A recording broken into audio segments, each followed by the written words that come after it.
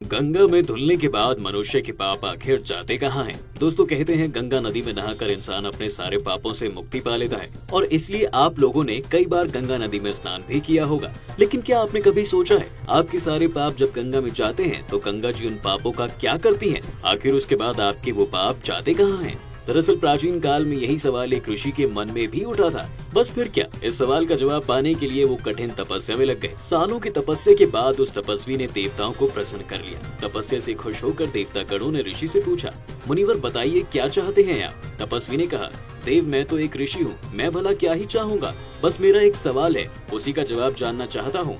देवगणों ने कहा, बताइए ऋषिवर क्या जानना चाहते हैं आप?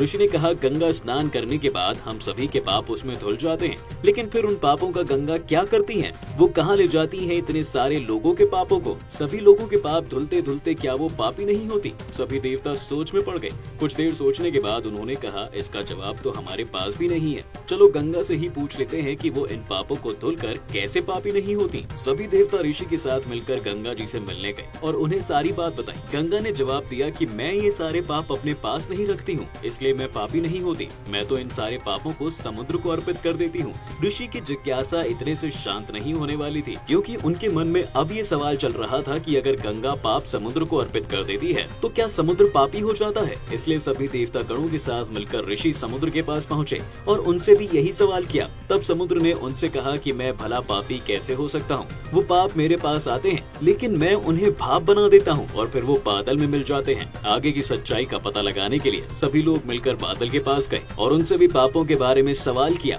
बादल ने कहा कि मैं पापी नहीं हूँ, क्योंकि वो सारे पाप बारिश बनकर मैं वापस धरती पर भेज देता हूँ और उसी से तो अन्न पैदा होता है जिसे खाकर मनुष्य जिंदा रहता है। उन सारे अन्न को जिस मानसिकता के साथ उगाया जाता है, जिस तरह की कमाई के साथ प्राप्त किया जाता है, उसका असर भी वैसा ही होता है। इतना ही नहीं, वो अन्न जिस तरह की भावनाओं और विचारों के साथ पकाया जाता है, उसको खाने वाले मनुष्य का मन भी वैसा ही हो जाता है। और इस तरह से ऋषि को अपने सारे सवालों के जवाब मिल गए। दोस्तों इसलिए कहा जाता है कि जैसे खाए अन्न वैसा होता है मन, यानी कि अन्न को प्राप्त करने के लिए हम जो धन देते हैं वो हमारी मेहनत से कमाया हुआ होना चाहिए, न कि किसी गलत तरीके से। यहाँ तक कि भोजन पकाने वाले का मन भी शांत और खुश होना चाहिए, क्योंकि हमारे शास्त्रों में लिखा है कि ऐसे लोगों के यहाँ भूल कर भी भोजन नहीं करना चाहिए जो क्रोध में खाना बनाते हैं। और तो और खाना खाते समय भी पूरी रुचि और प्रसन्नता होनी चाहिए, तभी हमारे मन में अच्छे भाव आएंगे जो हमें अच्छे कर्म करने के लिए प्रेरणा देते हैं, क्योंकि हमारे अच्छे कर्म ही हैं जो मृत्यु के बाद भी हमारा साथ देते हैं और इन्हीं कर्मों के आधार पर ही हमारा फैसला किया जाता है। वैसे क्या आप जानते हैं कि कुछ पाप ऐसे भी होते हैं जिनकी वजह से मनुष्य को अकाल मृत्यु प्राप्त होती है? पर सोचने वाली बात है कि आखिर वो पाप कौन से हैं जिनकी वजह से इंसान को इतनी भयानक मौत मिलती है? गरुड़ पुराण की माने तो अकाल मृत्यु उन व्यक्तियों की होती है जो महापापी होते हैं। इस मृत्यु को भगवान का दंड माना जाता है।